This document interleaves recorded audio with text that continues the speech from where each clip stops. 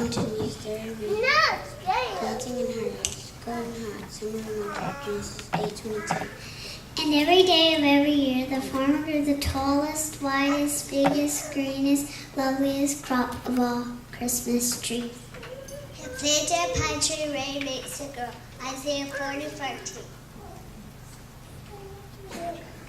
Each year, the farmer's wife began.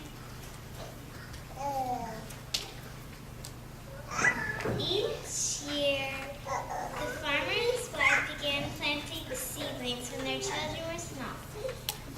Each year, the family grew. So did the little pine tree.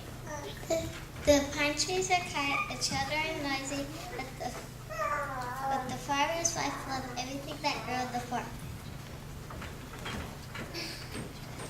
Children are a gift from the Lord. Psalms 127:3. One chilly November day, the time finally came to sell the pine trees to the neighbors. People bought the fine trees should soon fill many homes with fragrance of Christmas. Let each other please his neighbor for his good, to help him be strong in faith. Romans 15:2. The farmer's wife could not bear to part with the remarkable tree. It stood very tall and perfectly straight. Its long branches danced in the wintry air.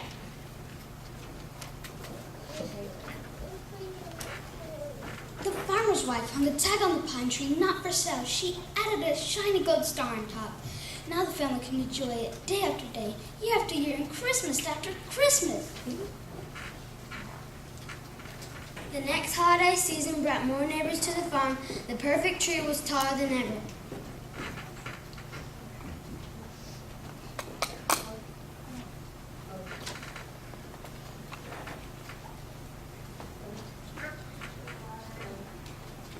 Oh, how much for this beautiful tree? Sorry, not for sale.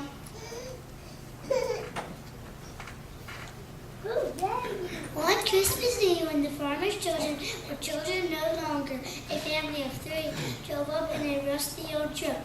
Their clothes were patched and their faces looked tired. The poor will always be with you, Matthew 26:11.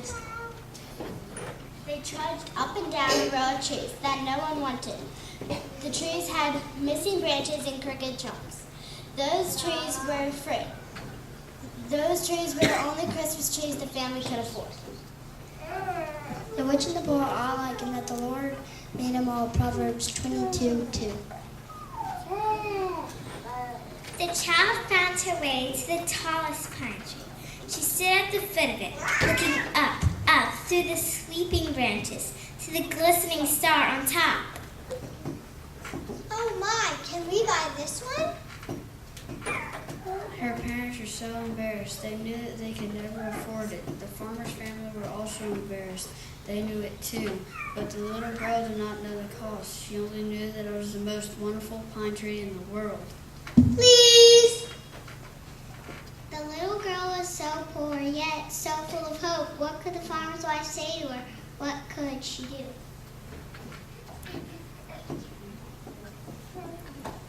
Whoever accepts a little child in my name accepts me.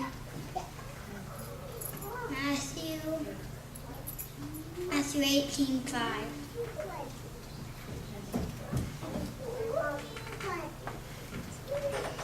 I'm sorry, this tree is not for sale, but we would like you to have it as a gift.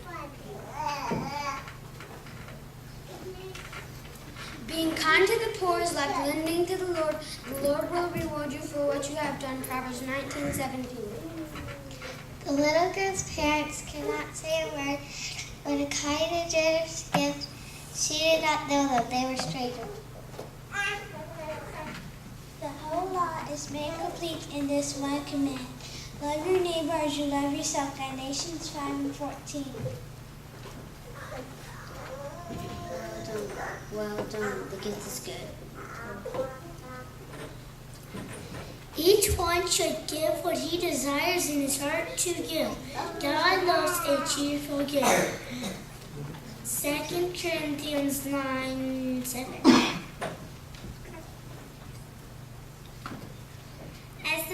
took his saw to the bottom of the trunk. The child could not keep her joy inside. Hooray, hooray, the tree is ours.